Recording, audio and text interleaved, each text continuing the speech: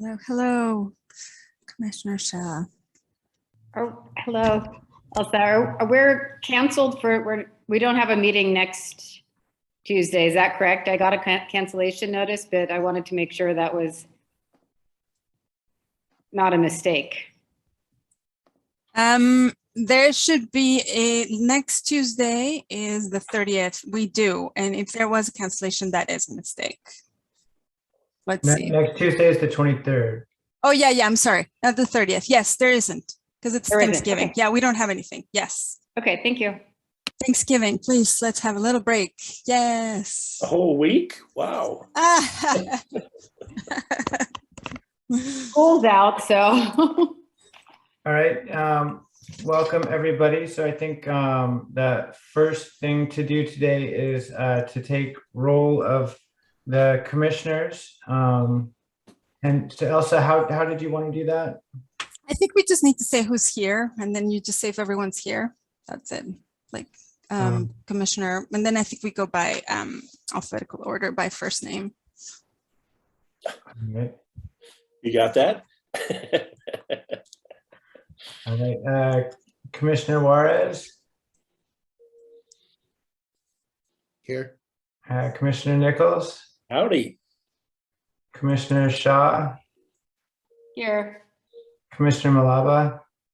Here. All right, we have a full meeting. Great. So I think so the next item on the agenda is the agenda review. And I believe the one change we're going to make to the agenda was there's some additional work that needs to be done on the commissioners' agreements. So we aren't going to be actually working on that today. We'll be working on that at the next meeting. But other than that, the agenda, I believe the agenda should be accurate. So does anybody have any questions or amendments to the agenda? Commissioner Nichols? Just a question as to what that means, the commissioner's agreement. Yeah, Elsa, do you want to talk about that real quick? Yes, thank you. This is a document that is going to be just saying what are individually, like each commissioner agreeing to do during the whole commission redistricting work. And so what we have as staff is drafted a document. This is just an agreement that says, you as an individual, I'm going to be, committing to be part of the commission and do this work plan for this timeline. We're going to mention and talk about the stipend that it's part of what the charter has mandated, as well as any other disclosure of any other information that it's required. And so for that, the draft that we're preparing, we are reviewing it with law, with our different departments to make sure that the document that we present to you for your review has all the I's before you can comment and agree and sign. And so if there's anything else, Ariel, or? Understand we're going to take it up in another meeting, but can you just say what was the genesis of this? Well, so I think one of as commissioners, we're actually paid a stipend. And so because we're paid a stipend, there needs to be some additional documentation. So I think that may be sort of the primary issue. Okay. Sullivan is right. This is a little unusual for commissions. It's not only this commission, but very few commissions have this additional document, but that is because of the per diem that you will be receiving. Most city commissions do not provide per diems, but this one does. And in accordance with that, certain ethics considerations, there is this kind of extra step to make sure that there's an understanding of the commissioners agreeing to do a certain enumerated duties that we've all gone over and that are in the handbook. So we can take a look at that at the next meeting. Oh, okay, thank you. Sorry, Mr. Chair. No worries, no worries. So if there are no amendments to the agenda at this time, the chair would entertain a motion to adopt the agenda. So moved. Seconded. All right, motion moved by Mayor Nichols, seconded by Commissioner Shaw. All those in favor, please signify by saying aye. Aye. All those opposed, please signify by saying nay. Are there any abstentions? All right, the agenda is unanimously adopted. So the next item on the agenda is public comment. Elsa, can you let us know if we have anybody signed up for public comment? We did not have anybody signed up for public comment. All right, if there is anybody who would like to make public comment, please speak up now. Seeing none, we'll move to the next item on the agenda, which is redistricting data presentation. And for that, I'm going to be inviting our 2 members of our interdepartmental team to speak. We are going to be having 3 parts of the presentation. One is going to be data and information about Seattle. Where can you find data? And for that, we have our city demographer with us. Then we're going to be having our senior data analyst, Jennifer Pettyjohn, and she is going to be joining us. She's running late from an interview meeting that she's having at the moment, but she's going to be joining us shortly after. And then we're going to have Harry Arnone, who is part of the IT department, and he's going to be talking to us about mapping tools and the different ways in which the redistricted data is worked on and what would the redistricting master would do. So with this, I'm going to have Diana, who is going to be sharing with us some information. And I think, Diana, you have a PowerPoint that you'd be able to share from your computer. So welcome. I do indeed. Hello, everybody. Thanks for having me and my colleagues. All right, I am going to share my screen. And I'm going to keep it on this view so that I'll be able to click on links and show you some parts of our website. So can everybody see my screen all right? Yes. All right, awesome. So Elsa asked me to give you a sense of the broad variety of demographic data that's available on Seattle's neighborhoods and communities, including actually data beyond the 2020 census redistricting data. Jennifer Pettyjohn will be joining us shortly. She's going to demonstrate the 2020 census redistricting data dashboard that she developed specifically to assist you all. And that data dashboard includes information on population by race, ethnicity, and broad age groups from the 2020 census redistricting data set. And she's got all of that also analyzed by the existing council districts. So it's a really handy tool. But we did want to also ensure that you have some background on additional data sources that you may want to look at in order to consider geographic patterns in additional types of communities of interest. So my main goal with this quick presentation is to give you some additional, show you some additional city resources and help you begin thinking about the kind of data that you might want to request beyond the redistricting data. Jennifer and I are actually unlikely to be able to have the bandwidth to do new analysis to assist you, but we can, point you to the closest data that's readily available. And then once you get the districting master on board and they're available to help, we can advise them on finding the most pertinent data from not only Census Bureau data sources, but city reports and other data sources. So I want to start with some high-level context on the main data programs from the US Census Bureau that we rely on for community and neighborhood data. So as we know, The decennial census is conducted specifically to count the population, reapportion seats in the US House of Representatives, and provide data for drawing state and local legislative district boundaries. The data it generates includes counts by race and age, down to actually the very fine geographic level of census blocks. The Census Bureau also conducts another super important program that provides data on local communities and neighborhoods. And unlike the census, the American Community Survey, or ACS for short, is a continuous sample-based survey that produces estimates on a whole variety of population, social, economic, and housing characteristics.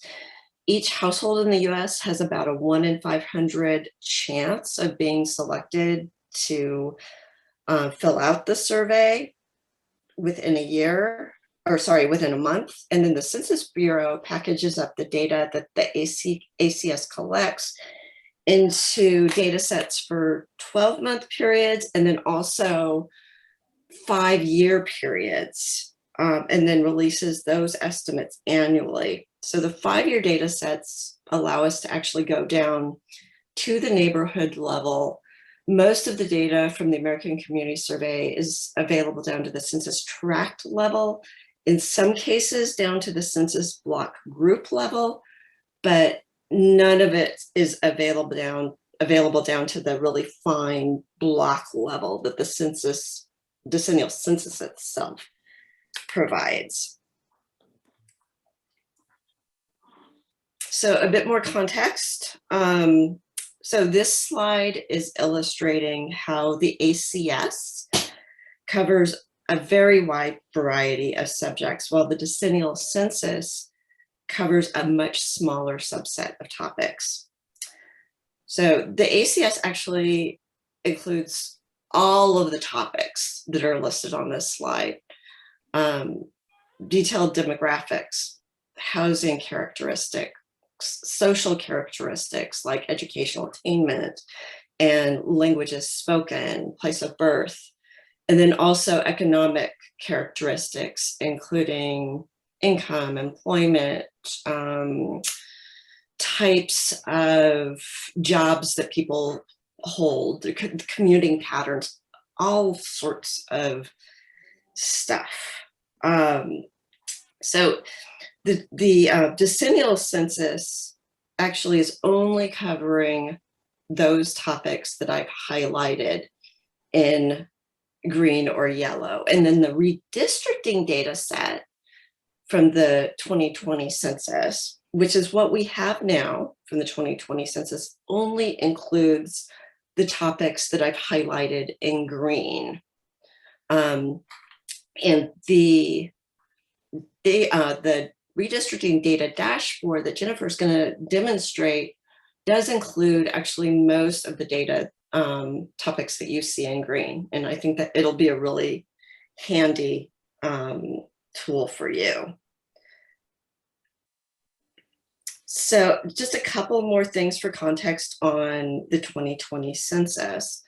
So those yellow, more detailed topics, we will not have data from the 2020 census on those until the latter half of next year, potentially even until 2023, well after you all have done your work. I see a hand up. Yeah. Oh, Commissioner Shaw? thank you. Could you clarify what the census redistricting data is? Is that something specific to Seattle that the city of Seattle pulls together? I'm not familiar with that.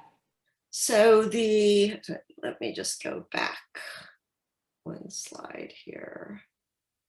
So the redistricting data set is the first data that the Census Bureau provides from the decennial census. Actually, it's not the very first. The very first is for apportioning the House of Representatives. But the redistricting data is the first data that the Census Bureau provides from the decennial census that actually includes the local and neighborhood and all the way down to the block level data. So it's a Census Bureau product. Okay, thank you. And this is what you were talking about wouldn't necessarily be available. I'll let you continue where you were. Yeah, that's all right. So right now, what we've got from the decennial census, redistricting data, covers the topics that I've highlighted in green here. So total population counts by two broad age groups, under 18 and 18 and over, voting age. The redistricting data also includes race and Hispanic or Latino ethnicity. And those are just the really basic categories. For example, with the redistricting data, we don't get the detail on, the subgroups of races, so the Asian subgroups or specific Hispanic or Latinx origins. That will come later, and unfortunately, likely not, those data probably won't be released until after you guys are done with your work. That said, we can look at the American Community Survey data for that kind of information, and we can even look back to the 2010 census. Although, of course, we've grown a tremendous amount since then.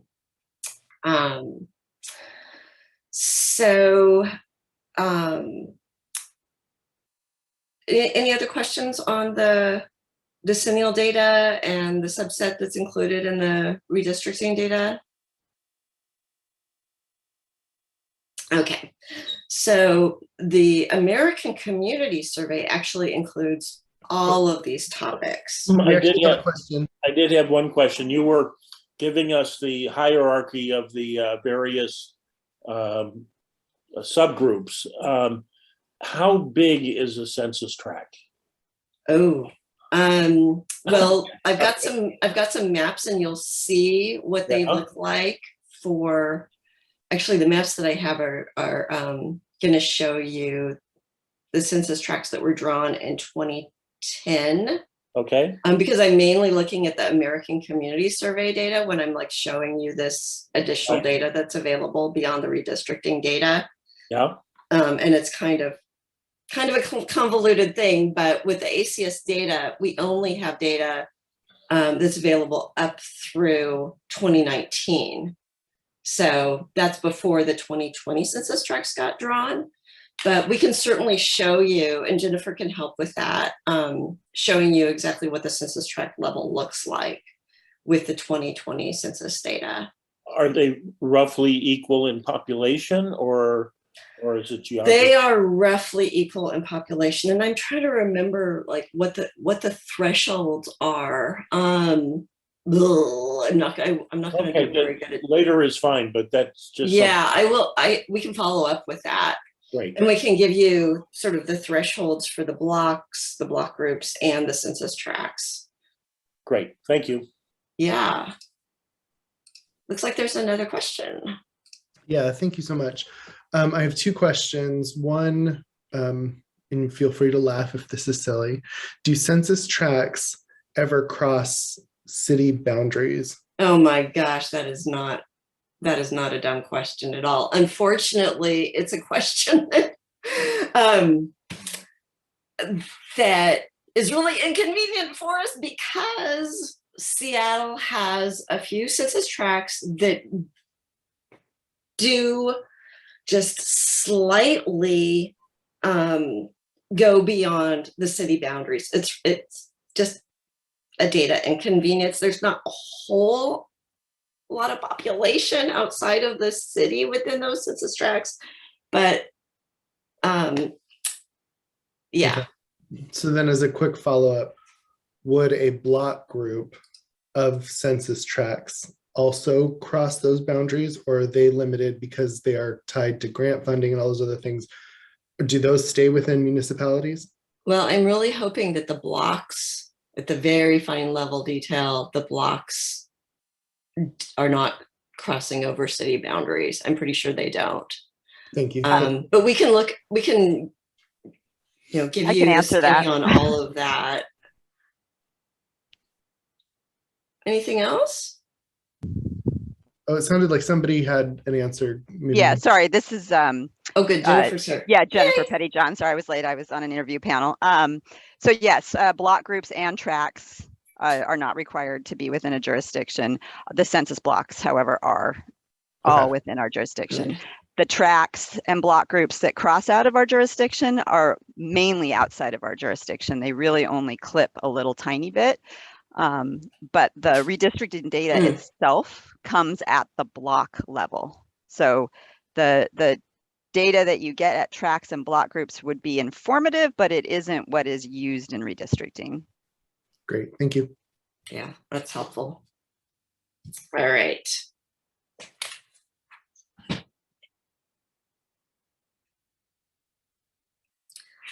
So you were talking about how the ACS actually includes all of these topics. So even though you're not going to be able to see, unfortunately, all of the decennial census data that's eventually going to come out with the detail, we can get data on those same topics, as well as all of these other housing, social, and economic characteristics. A few things to keep in mind are, again, the ACS is a sample-based survey, so it has margins of error. Those estimates can be quite unreliable, frankly, for small population groups and small geographies. So, keep that in mind. And also, again, the ACS data doesn't go all the way down to the block level like the census, decennial census data does. All right, so I am going to keep going here. So here's kind of a modified screenshot of our population and demographics main webpage. Jennifer Pettyjohn and I maintain the resources on this webpage, and there's a ton of data and links to reports and other data sources available here. I'll just highlight a few things. Some of the first things that you're going to see on our population and demographics main page, a link to the 2020 census data webpage. I don't know if you can see my cursor right here, this yellow highlighted link. And that provides a whole bunch of additional context on what the decennial census includes and doesn't include. And there's some cool data tools there. And some of the most interesting stuff, I think, is how they describe how race and ethnicity is asked about and tabulated in the decennial census. And that may be something that you want to look at further. There is really a growing population of people who indicate that they are multi-race, and you can basically consider multi-race people in one category, just as multi-race, or you can consider them sort of allocated to race alone or in combination with categories. Most of the data that you're going to see is the more simple version, where all the multi-race people get put together into one category. But the Census Bureau made a big deal out of that when they released the data, the redistricting data this time, because with the growing multi-race population, that was a significant thing that they wanted to point out. Another link that you'll see here is to our I Love Census Data series, which was a series of presentations for the public that OPCD and the city's Office for Civil Rights joined with DON in presenting this year. So those sessions include sort of observations on initial takeaways on trends based on the comparing the 2020 census with prior censuses, as well as a session on Redistricting 101. We have both the presentations and the recordings available on the I Love Census Data webpage. If you were on our Pop and Demographics webpage, you would also see over on the right a bunch of links, including links that take you to some of the most commonly needed data from the Census Bureau on local communities. So there are Seattle Quick Facts and a Seattle Community Profile. Those provide key data at a city level. And then there's some neighborhood level data that we have curated, including the Exploring the Patterns of People mapping app, which Jennifer Pettyjohn put together. It's based on data from the 5-year American Community Survey data sets and includes the most recent 5-year data. So here's a screenshot of what that looks like. You can go to the current year, or well, most recent year tab, 2019, and you can find a whole variety of different topics by looking at these different data layers. And I just have highlighted a couple. This first one that I'm showing you would allow you to look at language communities. And for example, identify the census tracts in the city. And these are the census tracts that were formed for the 2010 census that the ACS is also using up until the time that the next ACS data come out. So these are the 2010 census tracts.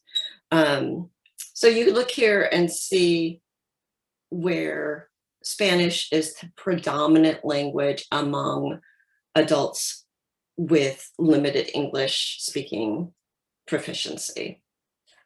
Another example, you can look at the census tracts in terms of the percentage of the population in the tracts who are below 200% of poverty.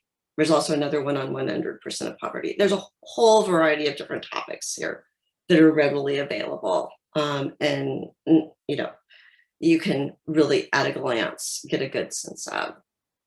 I also wanted to mention that you can find our equitable development monitoring reports on our main demographic page.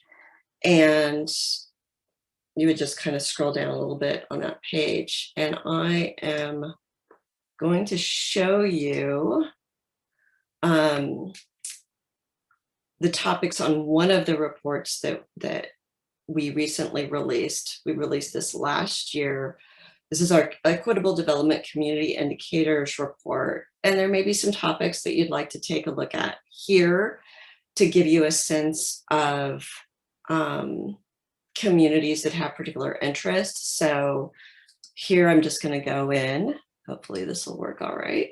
And I'm taking you right to a map that we have in the Community Indicators report where we're showing you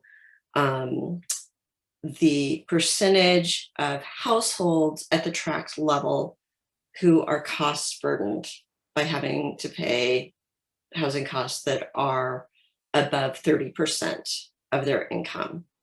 So households, tracts shaded in the dark blue are those who are shouldering, who have a high prevalence of shouldering unaffordable housing costs.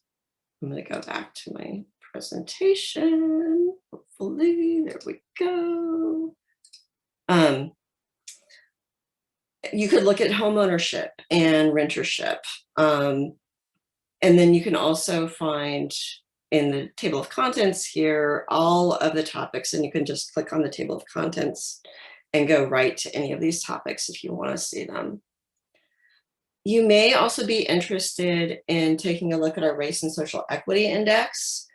This was developed to help inform the city's efforts related to our Race and Social Justice Initiative, and to inform the city's equitable development efforts. So this index combines data on race and ethnicity, socioeconomic disadvantage, and health disadvantage to identify where our SGI, Race and Social Justice Initiative, priority populations make up relatively high proportions of residents in the census tracts. In this case, in this view, you're seeing the two highest priority, with the highest sort of disadvantage quintiles shown in brown and maroon. And Jennifer, again, developed a mapping app. Thank you, Jennifer, that allows you to actually really drill into the components of this index. So some of these are things that you might be also interested in. And I'll leave it at that and see, looks like Patience has a question. Yes, and thank you, Diana, for that presentation.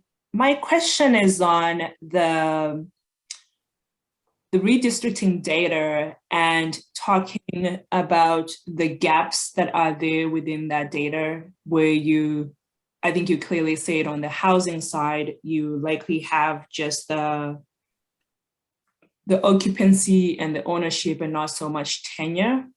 And I wonder if in preparing for the city-specific redistricting data, you do pull some of that into preparing the Seattle one to reflect where renters are, where cost burdens are, and just in identifying some of the community of interest pieces that we would want to be considerate of.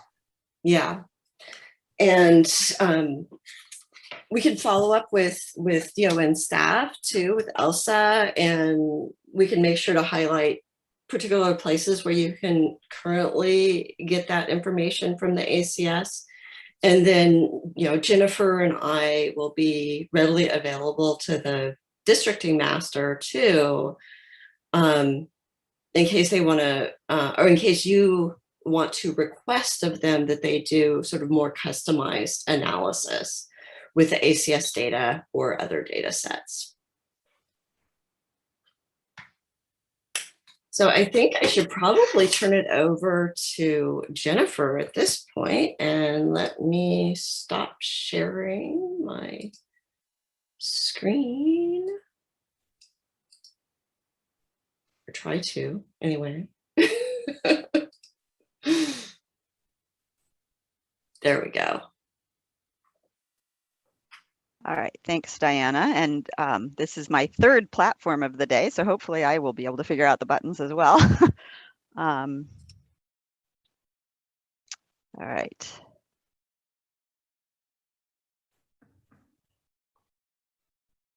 All right, you should be able to see a dashboard. Yep, oh, great. So the 2020 redistricting data is pretty straightforward data. We actually don't have tenure in the 2020, which is the owner renter. All we have is whether it's vacant or not. So total housing unit count and vacancy. So what I've done is I've pulled together the redistricting data for the existing council district boundaries using the underlying 2020 census blocks. So these are not the census blocks that the districts were drawn from originally. Those were from the 2010 census, but it's a almost exact match. We're lucky in the city because we're a pretty built out city, so our blocks stay relatively the same from census to census. So this is an approximation of the 2020 data at the existing council district boundaries. So what I've done is I've just simply pulled it in. I've done a quick analysis of how the total population has changed and indicated where the districts grew or lost relative to their overall share. As we know, that each district is supposed to be within 1% of any of the other districts. I presented the total population, the change, and then these gray bars are each district. And so you can see here, District 1 is at 99,000 and they're listed in order. The highlighted range is that 1%. So all of these bars need to be adjusted to fit within that purple 1% range. So you can see who grew a lot relative to the others. The next bar down is the age composition. So we have the over under 18, basically the voting age population by district. And then we have people of color, again, by district, the overall, and then this is a breakdown by those major race categories. And again, this is 2020 data. Then we have ethnicity over here. I'm going to show the map quickly. These are, again, the existing districts. If we zoom in, this shows you the block level data. This is population by block. So you can see these are those building blocks that the districting master will use to balance out the population, to grow and shrink these existing districts to meet that 1% threshold. If we click on any given census block, it will present to you all of the 2020 census data that we have. Now, in addition to this data, there is also the detailed race breakdown of that multiracial category, but it gets pretty complicated pretty quickly. But that will be available to the districting master as well. Close that. If you select any given district, it will sort of zoom the map and it will highlight the bar. You can kind of see that, but it'll zoom it in closer, and then it'll give you a quick description, written description of the change from the 2010 the 2010 data that the original districts were based on. So again, in addition to this data, there is the more detailed data as far as incomes and tenure. That is not available at that disaggregated block level, so it can be used to help guide your understanding of what those districts look like, but it can't be precisely matched to the existing districts. And that's, oh, I should add the data itself, I have made available on the city's open data site. And then there are also printed versions that you can get to. I believe I have sent the links to these PDFs to Elsa to distribute. Again, this is just a printed version of what you see on the dashboard. And then highlighting kind of the gainers and the losers, if you will, relative to each other.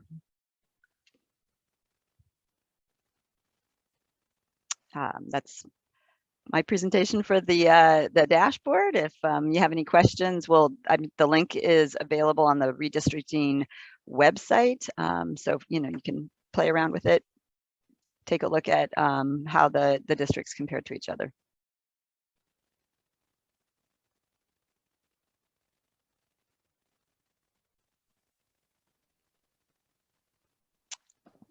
I guess just one quick, oh, go ahead, Commissioner Milova.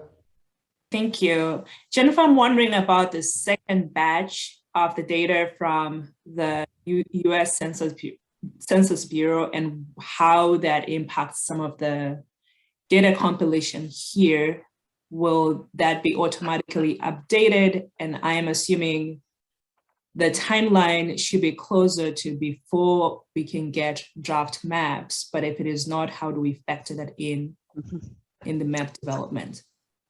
So the Census Bureau has not committed to a timeline for releasing the full decennial census. Best guess, late summer is when it would be available. So I believe that would be beyond your time frame at this point. Again, the decennial census itself really only collects age, sex, race, household relationship, and tenure. Does not ever get into income or any of the really detailed demographic data. So you were still fairly limited in what you can reveal at that block level. And I just don't think it's going to be available for us to use in this process. The city, we are committed to releasing that data, obviously, when it comes out. But in the interim, the ACS helps us. Yeah, I think you can use it. Again, I don't have tracks loaded into this because they're not really the building block for the districts has to be the census block, but you would be able to see the census tracts within the district and how that ACS data is distributed across your district or across a district. So I just had a real quick question. Do you have, so looking at a map like this, do you have the capacity to allow users to, move a district line and see how that would impact a district? No, this is just an information dashboard at this point. Is that something that you'd have the capacity to build out, or? I'll talk about that next. Yeah, okay. that's. Yeah, sounds good. And really, we put this together to be information to share, and the commission's, leaving those decisions about how we communicate this and present it is really, for you guys to guide along with your district master.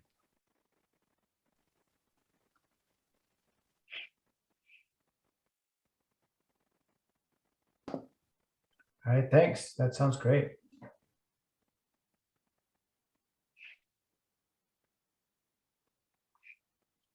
Shall I jump in? Okay, I was waiting to be prompted, but I'm Harvey Arnone. Thanks for having me today. I'm the city's GIS manager. I'm an employee of Seattle IT. And I'm here today to talk about the software tool side of things. No, I don't have a presentation per se as Diana and Jennifer did, but I do want to mention and kind of stress that the work that they have done is a very high quality. It's very exceptional work that they've done, and it's really going to make the job of moving into this exercise of defining the boundaries, much easier. They've done a lot of the starter work, and the tools that they put together are really valuable. So that is one set of tools. The other set of tools, what I'm going to talk about, are basically the analysis tools that we use to define the boundaries. And this is largely a geographic or a spatial exercise. So what I mean by that is we are trying to define, spatial areas, polygons based on the results of an analysis. And this analysis would be performed by consuming much of the data that Diana and Jennifer talked about, and maybe a number of other layers, as well as criteria that you, the commissioners, will define. And because there's, any number of criteria that could go into this, there's likely to be, and I believe this is fairly standard with redistricting efforts, there will be a number of different scenarios or options that are produced as a result of this analysis. So, and then ultimately, one of those scenarios would be chosen as the final. So now the software tools that we use to perform the spatial analysis, those are GIS or Geographic Information Systems software tools. So these tools provide, these tools are a collection of different categories of tools, if you will. There's tools to perform the analysis and create these new theoretical boundaries. There's tools to allow us to report on statistics about those areas. So, you know, what's the composition, demographic composition, equity balance, things like that within each of those polygons. And then there's also tools to provide viewing or reviewing artifacts that can be posted, for example, on the internet for both internal and for public viewing to review.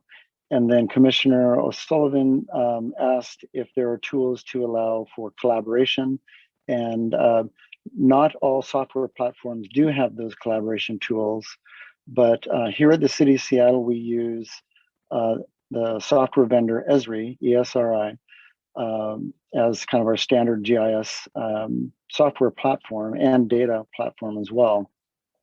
And their tools do include very sophisticated collaboration tools. These are collaboration tools that the commissioners could use themselves to work in concert with the district master. And they're tools that we can also make available to the public for the public to also collaborate. Now, there may be, I don't want to speak out of turn here because there may be some security issues that need to be addressed to enable that to happen. And so if that's going to be something we want to do, we'll definitely want to get ahead of that so we can not be delayed in rolling something like that out. So again, the City CL uses this specific vendor, but as I understand it, you will be hiring a district master who will be responsible for the technical work. And again, if I'm correct in my understanding, that will include the selection of the software platform. It could be the Esri software, or it could be software from a number of other vendors, generally smaller vendors. There's even custom solutions out there and independent software developed, and probably even open source software out there to do it. However, if the commission selects the Esri software platform, we can, Seattle IT, we can provide some support for the licensing, for the installation, and you know, be sort of on call in the background for any sort of technical support that you might require from us or want to take advantage of. We won't, unless called upon, do any of the actual work, and I believe that really falls solidly in the commission's, the district master's area. And then one of the other choices that we'll need to make as well, and this will be something the district manager, I assume, will also address, is the work done on the city's platform? And if so, we'll need to set up accounts, logins, and such, or will it be done outside of our network? If it's done outside of our network, we will have less ability to provide support for the licensing and installation, of course. So that kind of covers everything I was going to talk about, not much compared to Jennifer and Diana, but obviously the software is a very important part of this because it will enable the work to redistricting to actually be performed. Any questions?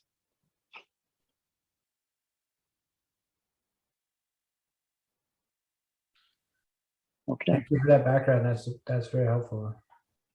Yeah, my pleasure. Elsa? Yeah, thank you. I just want to also say thank you to our staff here for supporting this. Is like Harvey said, this is a lot of work that it's done behind the scenes, and I appreciate their time. And I also know that Ariel has her hand after me, but wanted to also offer that in our Diana mentioned the Redistricting 101 that we did for a I Love Census Data series.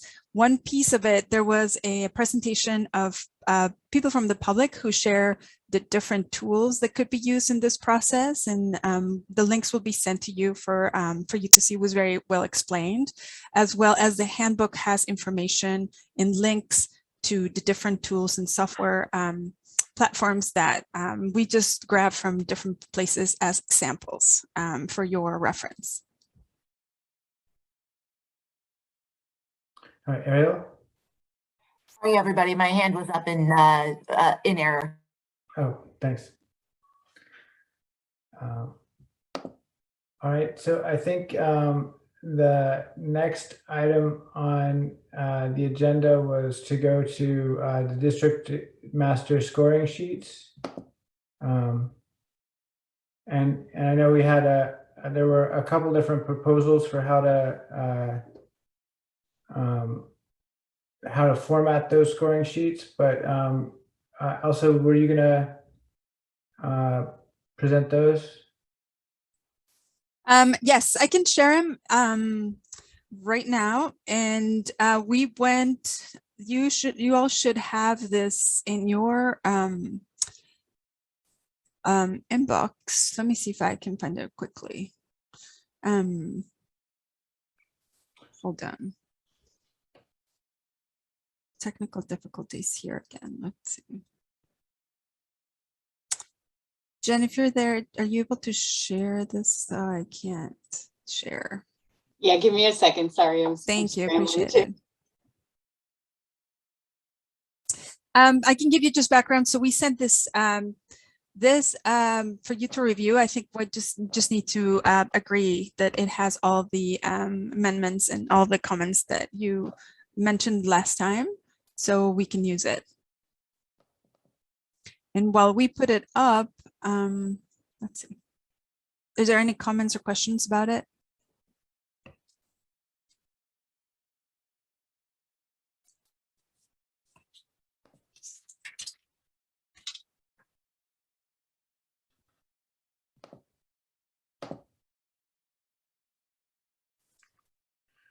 Yeah, I think it's pretty straightforward. So yes, we probably don't need to spend too much time on that. Yes, so that's why. Did you need to see it, or?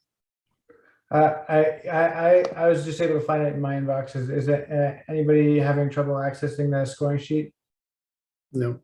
Okay. Yeah, it looks like we're all able to review it. So, and I'm sure these are all documents that will be subject to public disclosure. So I'm sure everybody will be saving those appropriately. Oh, here there we go. It is. Thank you, Jen.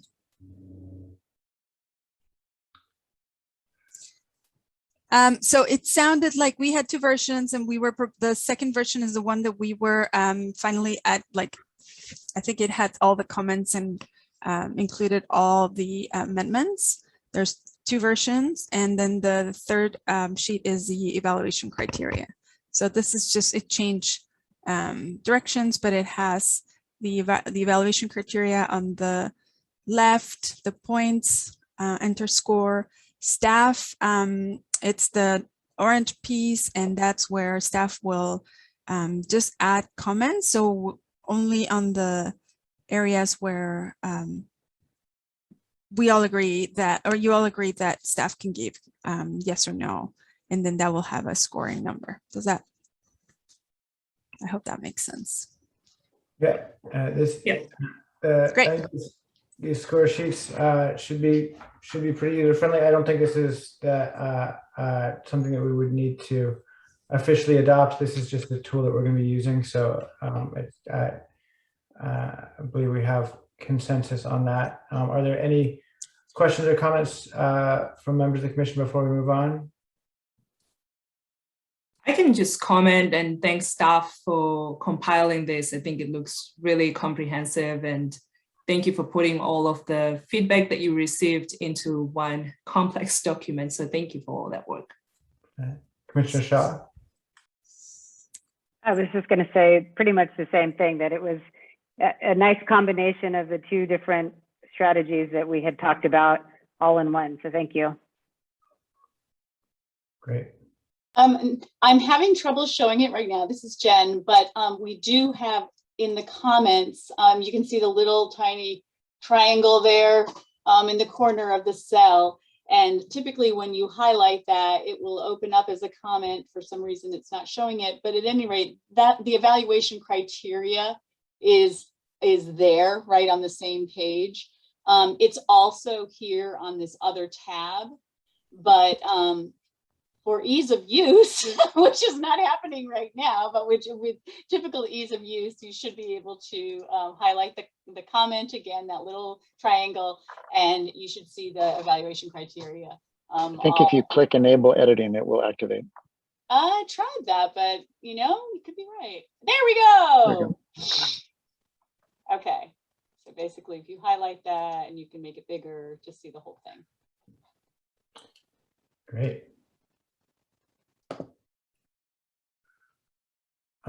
So that's that for the scoring sheet. We will use it. So to make sure you guys will use the version 2, and yeah,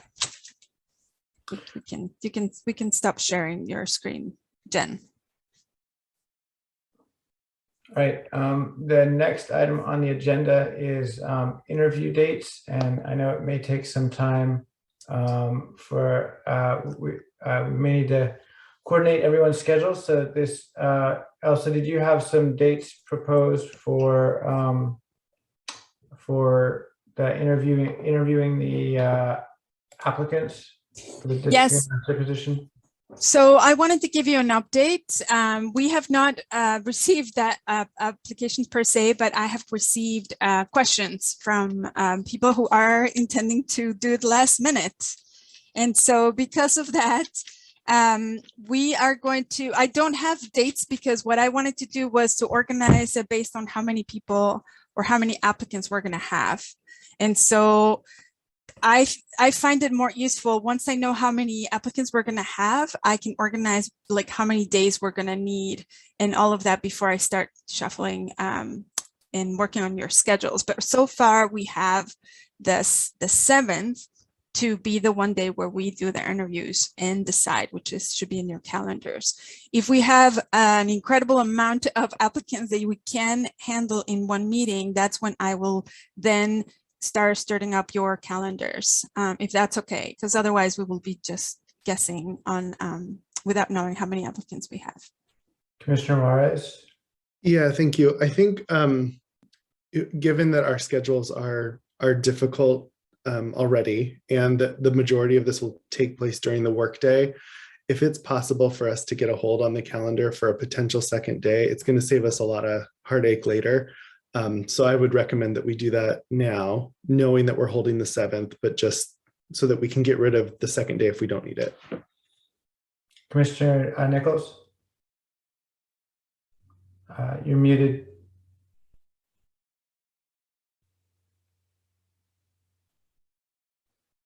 I was on my calendar there, so I didn't see the mute. On the 7th, are we still at the 12:45, or will we have moved to the noon, 11:45 versus noon? I have the December 7th meeting as being noon to 1:30. Okay, thank you.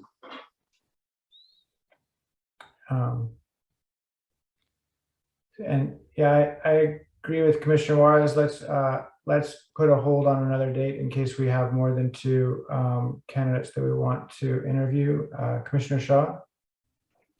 We could consider just adding a half an hour to that existing meeting, if that's possible for folks. So that would be, yeah. Do you have a proposal for how to do that?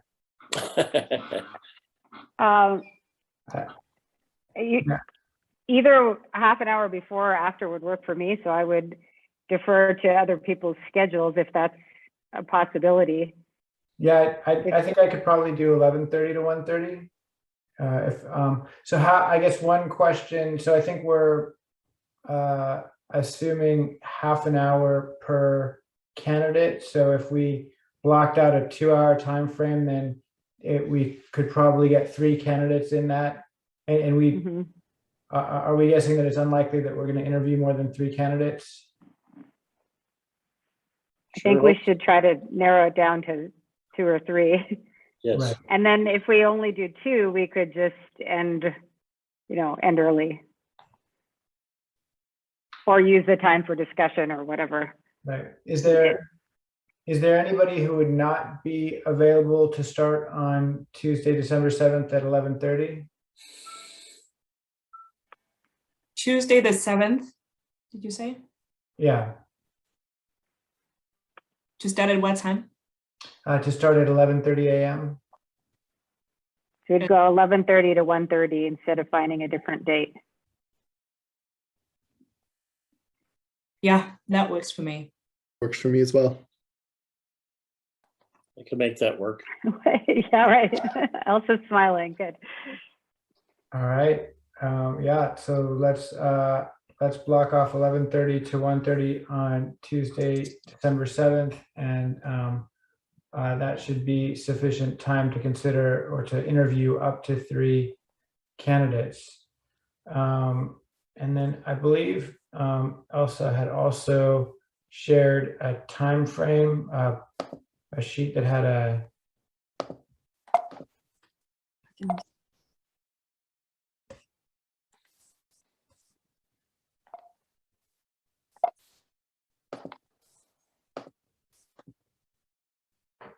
I can share that one. Let's see.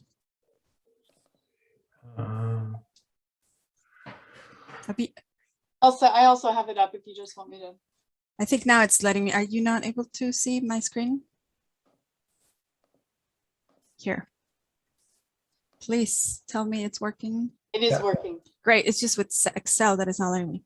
So this is just the timeline that just to remind you of tasks that would have to happen that involve either a meeting or not a meeting. And you should all have this in your inboxes. But so we are right here before. So the application is due tomorrow at 5. So what we will do is staff will organize it. And this is the part that changed because originally we're going to send it to you by the end of the day on November 18th. But because we added the step of having staff looking at it and providing input, we will send this to staff between tomorrow night and the deadline and the 18th. And then you will receive it on the 19th for your independent review. So you will have time between November 19th and November 23rd, which really it's a little bit more time. We just didn't count Thanksgiving, but this is when November 29th is when you will submit your scores via email. And that is no meetings until November 30th. Well, we will meet to deliberate and you will decide on finalists for interview. And anticipated interviews. Now we are doing this for December 6th for sure. And after that, I believe it's December 7th. I'm sorry, yes, December 7th. And then the decision should be then. And we will do, staff then will do all the background work to get the contract going and all the negotiation behind the, just to do all the paperwork for November 21st would be our goal of hiring. So looking at that time frame, so we're doing the interviews on December 7th. I wonder if we might want to schedule at least one additional meeting very close to December 7th in case we have, for instance, 2 applicants that are very close and we want to give it some thought so that we don't have to do the interviews and make a final decision the same day. Do other commissioners have thoughts about whether you would feel comfortable conducting the interviews and making the decision on the same day?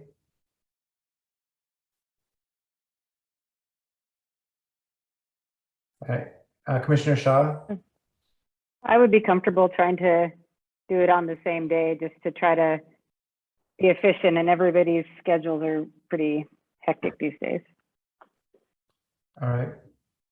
And any other thoughts on scheduling an additional meeting as compared to doing the interviews and making a decision on the same day?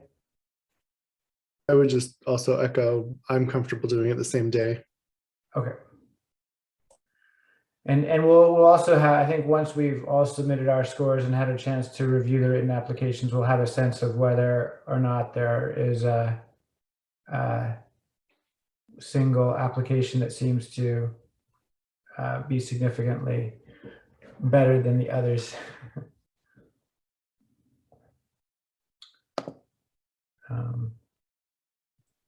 And then Commissioner Shaw? A quick question for Elsa. You're confident that we will be getting some applicants submitting. Do you have any sense of how many will be coming in? Yeah, thank you. I was going to mention that too. So I know for sure two applicants are going to be applying, and I got questions from one, so I know they are pretty formal, and I haven't heard from the other.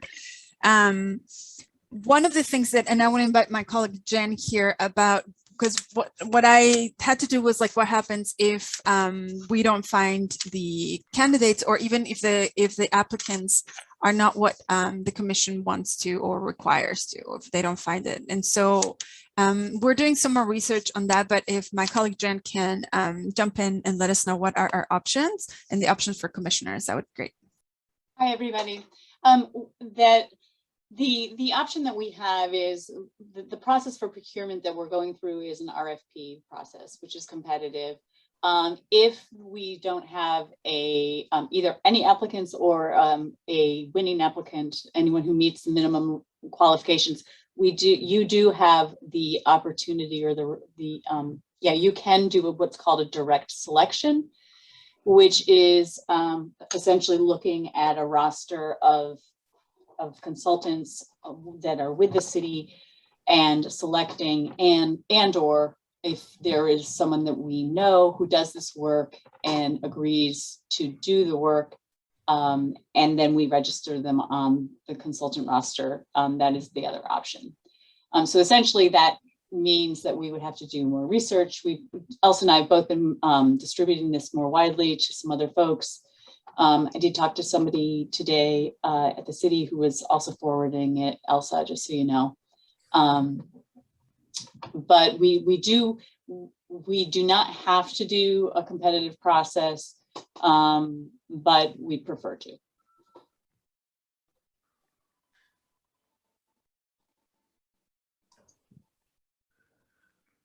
I guess the question that I have is whether or not we might want to,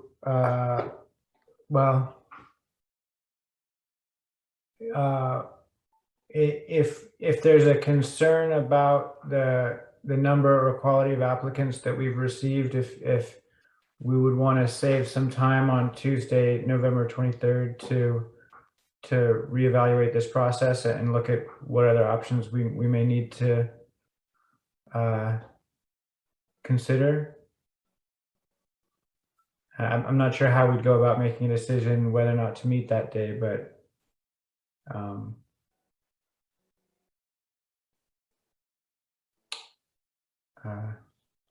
I guess that because assuming we don't meet that day, then we'll meet on Tuesday, November 30th, and on Tuesday, November 30th, we're going to either be deciding which candidates to interview or whether we need to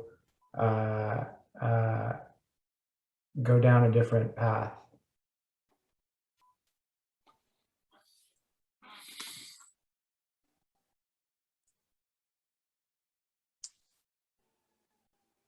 This is, I guess, another question, and maybe Ariel can jump in with the timeline, because what we're trying to do is to keep the spirit of what the charter says of having to select and hire a district master within the timeline that we have.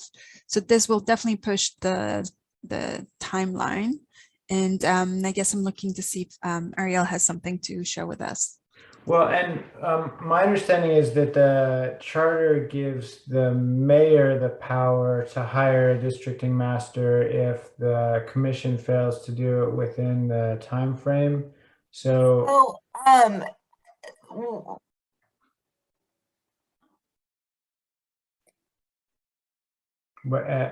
were you going to be? Did you have a comment on that?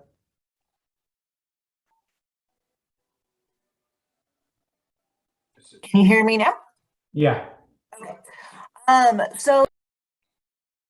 Oh, you just. You went away again. We can't hear you. I think it's when I switch. Can you hear me now? I think it's when I switch windows for some reason.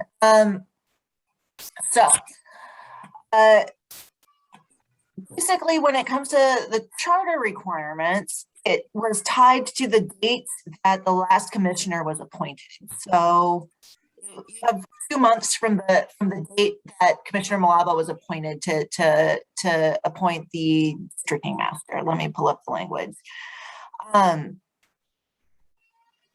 When it comes to that bit about November 30th, so the district, it's for those of you who are interested, it's Section 2, Charter Article 4, Section 2, Subdivision D2. The districting commissioner shall no later than 2 months after appointment or November 30th, whichever occurs first, appoint a districting master. No, the date of November 30th, it's our interpretation that the date of November 30th is actually relates to 2022, which is the date that the city charter was using. By October 31st, 2022, for example, in subdivision D1, is the deadline for the districting commission to be appointed. So the provision that looking at D2, there's language that if the commission is unable to agree upon the appointment of a districting master by November 30th, the mayor shall appoint a districting master. Well, what we're looking at here, that November 30th is technically November 30th, 2022. So really the deadline that we're concerned with is if you need to appoint a districting master within 2 months of Commissioner Milova's appointment.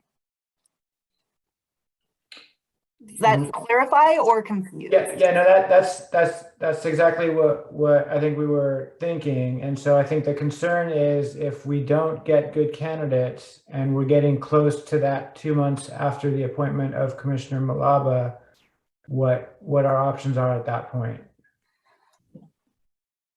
So one question, I guess the question that I have is, would the mayor be required at that point to hire a districting master, or could we ask for some additional leeway from the mayor to give us a little bit more time to finalize our decision? The language regarding the mayor stepping in is again the November 30th, 2022. So I will take a look and I'll get back to you guys on that. Okay, and there was a question in the chat about what was the exact date of Commissioner Milova's appointment? Does somebody have that easily accessible? Elsa, do you know that one? Let me confirm. Just checking. Just a sec.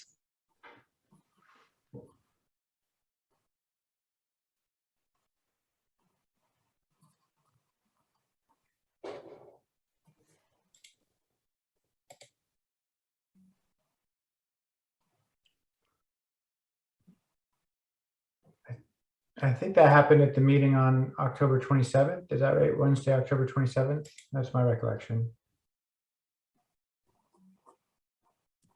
I think that's accurate. So presumably 2 months after that would be December 27th? Yes, it is.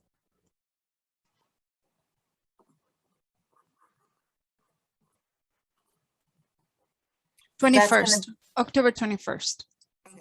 December 21st. Commissioner Shaw? Could one of the staff explain the process if we needed to select from the pool? So if we needed to pivot and select from the pool of consultants that the city is already working with, could you just describe how that process works and how long it might take? Yeah, I can try.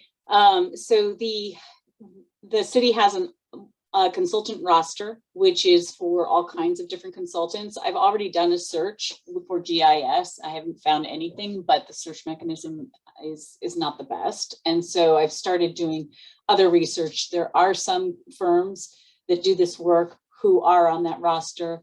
If they're not on that roster, it's very easy to get them on that roster. And essentially the length of time is really in identifying who is able to do the work.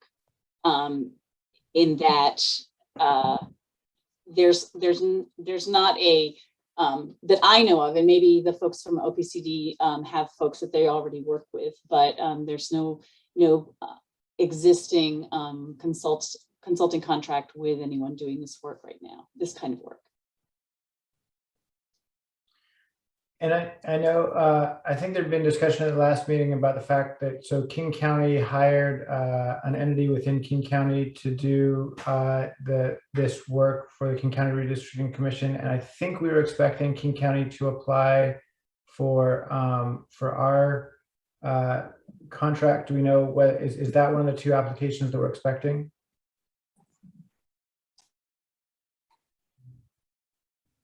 Sorry. Yes, that's the other one. So that's one. What's the other one? There's another applicant, just a different one. I don't know actually the name of the firm, but. Ariel? Yeah, I just wanted to circle back on what happens if you go past the 2-month deadline. I neglected the simplest answer, which is if you go back past the 2-month deadline, the commission is out of compliance with the charter. So my advice is to make every effort to stay in compliance with the charter. And okay, and so was there a determination that Commissioner Milova was appointed on October 21st? All right, so December 21st really is our, and then maybe another question, does that mean that the districting master has to have been chosen by the commission by December 27th or actually under contract by December 21st?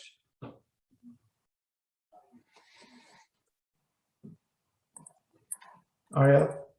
That's an interesting question. Let me get back to you with an answer for that. Okay, thanks.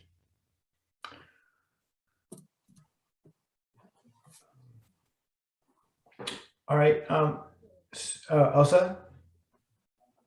Yes, there was another question that I had, which was King County did hire their own, department to do this work.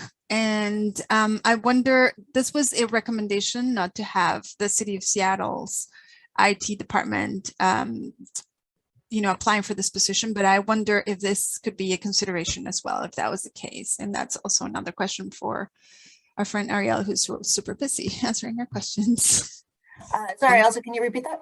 Yeah, would the City of Seattle's IT department would be able to apply for this position? Let me get back to you on that. Yeah, I just should give you, we had this conversation many months ago, and there was a suggestion that it was better not to, but it was not a definite no. So that would be another option, and that the commission could consider if in the pool.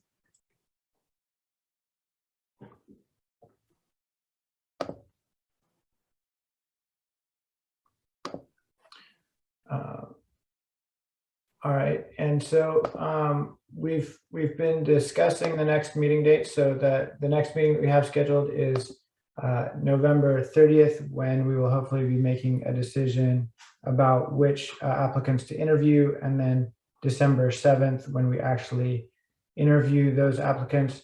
Would it be, does it make sense to consider what the next meeting would be after the December 7th meeting?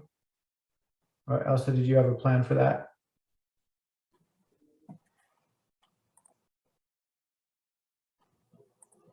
I'm sorry, can you repeat the question? Did you have any suggestions or plans for what the next meeting would be after the December 7th meeting? No, not yet. We haven't gotten there. Okay. So that is the last item on the agenda, is next meetings.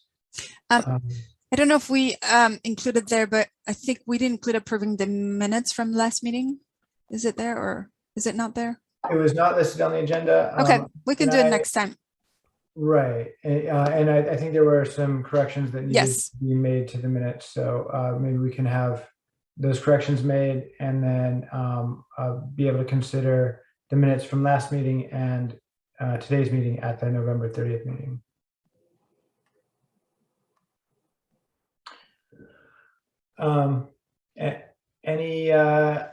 anything else for the good of the order? Elsa? Just to make sure we will be sending the presentations from today for your review. There was a bunch of links. There's a lot of things to be looking at. What we are going to be doing as staff today, just so you know, we will be sending out an email to every person directly that we know and that has shown interest, to let them know that we are expecting them happily and that we want to. So we will be working between today and the rest of today until tomorrow at 5 to reaching out to as many people as we know that may be applying for this place. So we'll do every possible effort. All right, Commissioner Shaw? I think you're on mute. Sorry about that. What was the rationale for the city not applying? King County applied and obviously did the one for King County. Right. I think there was a concern about a potential conflict, but I agree that we may want to look into that in more detail. Because you'd assume that city staff would also be very familiar with the Race and Social Justice Initiative, and there could be other, value adds to including city department to do it.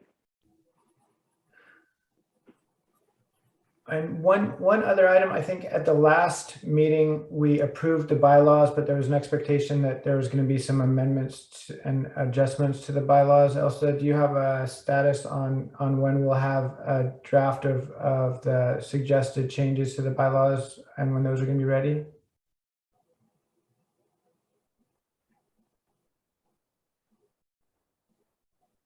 I believe I sent them to you in an email with the approvals. With the minutes. They're called bylaws and operational procedures. Okay, so will that be an agenda item for next meeting then? Is approving the amendments to the bylaws? Mm-hmm. Okay. Yes. All right. Anything else for the good of the order? Hearing none, the chair would entertain a motion to adjourn. So moved. A motion by Commissioner Juarez. Is there a second? I'll second. All those in favor of the motion to adjourn, please signify by saying aye. Aye. All those opposed, say nay. Any abstentions? All right, we are adjourned. Thank you. Thanks to all the staff for all your hard work.